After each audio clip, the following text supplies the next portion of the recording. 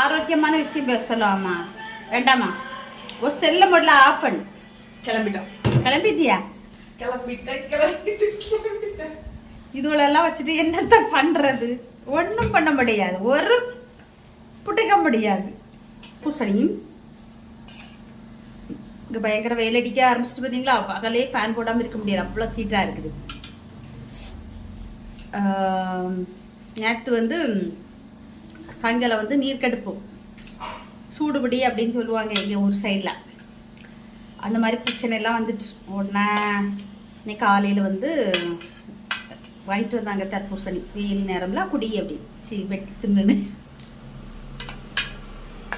வெயில் நேரம் வந்தாலே நிறைய பிரச்சனை வரும். வெளியே போய் வேலை செய்கிறவங்களுக்கு தான் அப்படின்னா கிடையாது. வீட்டில் இருந்து வீட்டில் சமையல் வேலை பார்த்துட்டு வீட்லேயும் எவ்வளோ வேலை இருக்குது. ஹவுஸ் ஒய்ஃபு அப்படிங்கிறவங்களுக்கு நிறைய வேலை இருக்குது. வீட்டில் சோறு பொங்கணும், கறி வைக்கணும், இது மட்டும் வேலை கிடையாது. துவைக்கணும், தூக்கணும், துடைக்கணும், ஒற்றடிக்கணும், பண்ட பாத்திரத்தை பூசணும், அப்படி நிறைய வேலை இருக்குது. என்ன அவங்களோட வந்து கூடுதல் நேரம் நம்ம வேணால் உட்கார்ந்துருப்போமா இருக்கும்.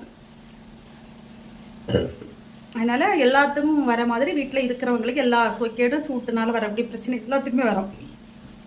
இந்த வெயில் நேரம் குளிர்ச்சியான ஆகாரங்கள் சாப்பிட்றது உடம்புக்கு நல்லது. அதில் வந்து இந்த மாதிரி நீர் ஆகாரம், வெள்ளரிக்காய், அப்புறம் வந்து இந்த தர்பூசணி, இளநீ, எலுமிச்சை பழ ஜூஸு, இந்த மாதிரியெல்லாம் போட்டு குடிக்கிறது நல்லது. அது மாதிரி நல்ல வாழைப்பழம்லாம் வாங்கி சாப்பிட்றதுலாம் உடம்புக்கு நல்லது. வீட்டில் தானே இருக்கும், நம்ம என்ன வேலை வெட்டியாக போகிறோம் அப்படின்னு யாரும் நினைக்காதீங்க. வெயில் நேரம் நிறைய தண்ணி குடிக்கணும், ஓகேவா? அப்புறம் என்ன சொல்லன்னு தெரியல. ஏன்னா நான் வந்து நிறைய தோணும் எனக்கு. ஆனந்த செல்லை ஆன் பண்ணி வச்ச உடனே எல்லாம் மறந்து போயிடும் மெமரி. ஓகே, எனக்கு தெரிஞ்சதை சொல்லியிருக்கேன். சொன்னதில் பிடிச்சிருந்ததுன்னா லைக் பண்ணுங்க, கமெண்ட் பண்ணுங்க, ஓகேவா? அப்படியே நம்ம சேனல் சப்போர்ட் பண்ணாதவங்க சப்போர்ட் பண்ணுங்கள். தர்பூசணி நல்லா சாப்பிடுங்க, உடம்புக்கு நல்லது.